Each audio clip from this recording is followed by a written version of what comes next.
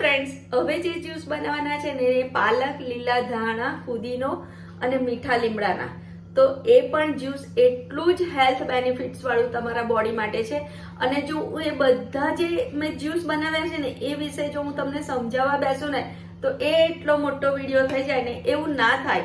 અને તમને બધાને એ વાત ખબર છે, એને વારે ઘડીએ રિપીટ કેમ કરવી આપણે.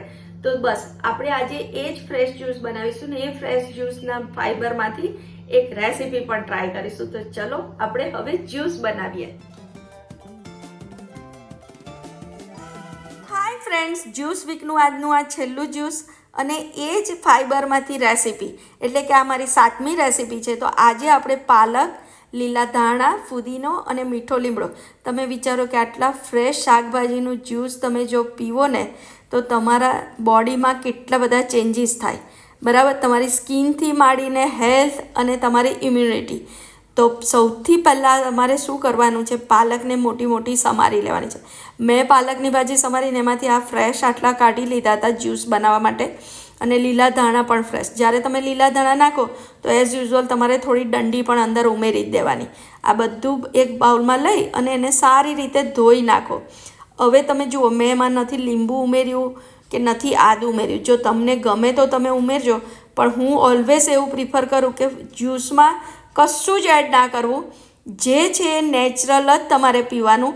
તો હવે આ ધોઈને મેં સાફ કર્યા, એને મિક્સરમાં લઈ અને અડધો કપ જેટલું પાણી ઉમેરી અને પછી એને ગ્રાઇન્ડ કરી અને ગાળી લેવાનું. અને પછી એ જ્યુસ તો આપણે પીવામાં યુઝ કરી લઈશું, પણ ગાળ્યા પછીનું ફાઈબરનું આપણે શું કરીશું? તો બસ એ જ આ ફાઈબરની આપણે એક રેસીપી બનાવીશું. તો ફ્રેન્ડ્સ, આ જે જ્યુસ છે ને એકદમ હેલ્ધી છે, બટ એક પ્રિકોશન એ છે કે જે લોકોને સ્ટોનનો ઇશ્યુ હોય એ લોકોએ બને ત્યાં સુધી નહીં લેવાનું. હવે મેં તો જે પેલું આદું અને હળદર અને આમળાનું મારું મિક્સ છે એમાં મેં મારું જ્યુસ ઉમેર્યું છે અને બીજામાં લીંબુ ઉમેર્યું છે. તમને જે રીતે ફાવે એ રીતે તમે લેજો. એને રાખવાનું નહીં. એઝ યુઝ્યુઅલ હું કહું એમ જ્યુસ ફ્રેશ જ તમારે તરત પી લેવાનું. એ તમારી બોડીને સૌથી વધારે ઇફેક્ટ કરે. જ્યુસ પીતા પછી અડધો કલાક કશું ખાવા પીવાનું નહીં. હવે એ ફાઈબરમાંથી આપણે રેસીપી માટે મેં 1 કપ ઘઉંનો લોટ લીધો, એમાં મીઠું અને 2 ચમચી તેલ ઉમેરી મોવણ દહીં બરાબર મિક્સ કર્યું. હવે જે આ પાલક, લીલા ધાણા અને ફુદીનાનું જે મિક્સર હતું એનાથી આપણે લોટ બાંધવાના છે. કેટલો બેસ્ટ ઓપ્શન છે. આપણા એકદમ ગ્રીન પરાઠા રેડી થઈ જશે.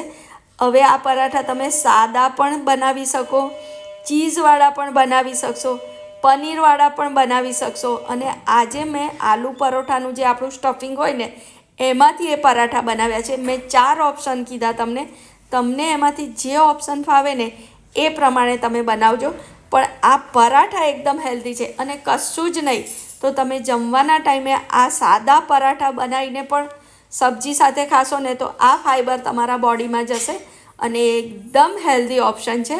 તો તમે એ ટ્રાય કરજો. મેં આજે કીધું એમ આલુ પરોઠા આવી રીતે વણી અને તમારે ઉલટાઈ પલટાઈને શેકી લેવાના. ફ્રેન્ડ્સ, મેં 7 જ્યુસ એવા મિક્સ એન્ડ મેચ કરીને બનાવ્યા છે કે તમારી ઇમ્યુનિટી, સ્કિન, હેર એ બધાને ઇફેક્ટ કરે અને તમને ગ્લોવિંગ સ્કિન પણ મળે, હેર ગ્રોથ પણ થાય અને તમારી ઇમ્યુનિટી પણ બૂસ્ટ થાય. તો મારા 7 જ્યુસ તમે ટ્રાય કરજો. તમને ગમે તો તમારા ફ્રેન્ડ સાથે શેર કરજો. તમારા ફેમિલી મેમ્બર્સને આ જ્યુસ બનાવીને પીવડાવજો અને શિયાળામાં એકદમ હેલ્ધી રહેજો. Thank you.